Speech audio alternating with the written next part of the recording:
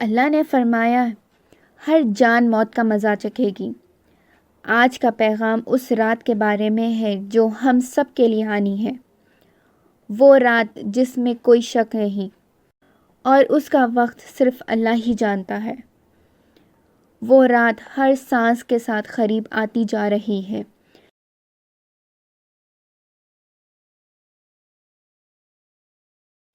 جیسے کہ ایک مومن ہونے کے ناطے ہمیں پتہ ہے کہ ہم سب کو ایک دن مرنا ہے۔ ہمارے گھر والے، دوست، رشتہ دار ہماری جنازے کی نماز پڑھائیں گے، پھر وہ ہمیں قبر تک چھوڑ کے آئیں گے۔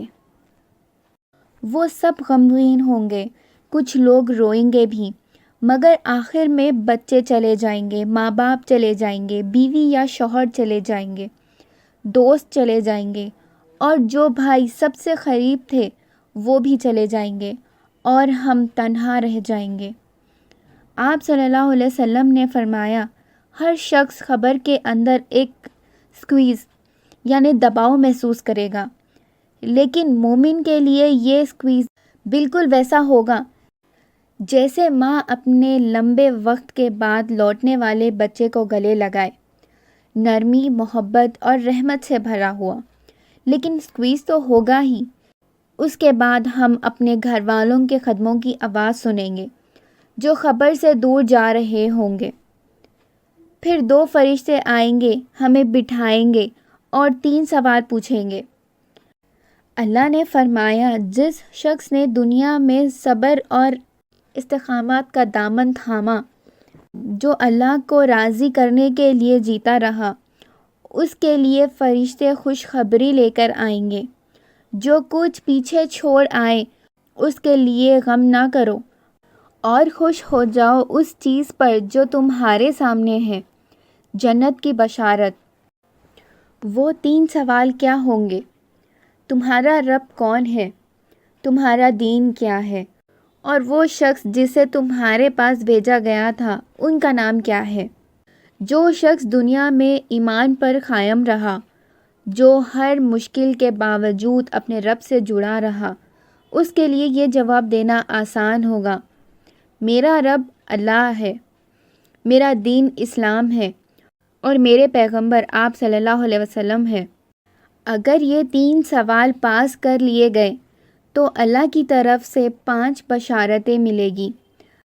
قبر کو جنت کے فرش سے سجایا جائے گا، جنت کے کپڑے پہنائے جائیں گے، جنت کا ایک دروازہ کھلے گا جہاں سے ٹھنڈی ہوا اور مہک آئے گی۔ قبر اتنی وسیع کر دی جائے گی کہ آنکھوں سے آگے کا دیکھا جا سکے۔ جنت اور اللہ کی رضا کی بشارت ملے گی۔ پھر ایک شخص آئے گا، خوبصورت چہرہ، اچھی خوشبو، حسین لباس۔ قبر میں لیٹا ہوا انسان پوچھے گا تم کون ہو؟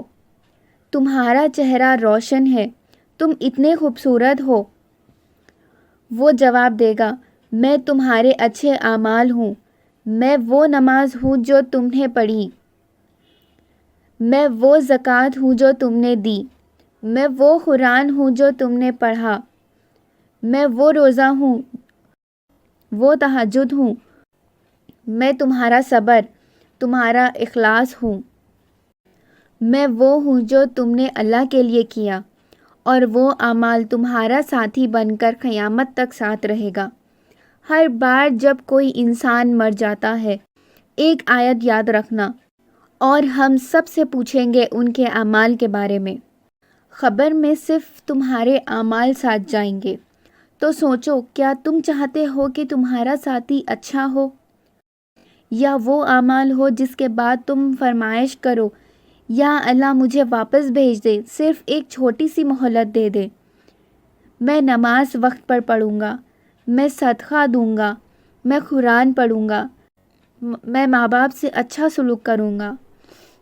اب بھی وقت ہے، ربا، جوا، شراب، چیٹنگ، حرام کا کاروبار سب چھوڑ دو، حرام چیزوں کو لینا اور بیچنا بند کر دو، اپنی زندگی کو پاک بناؤ، قبر کے سفر سے پہلے تیار ہو جاؤ۔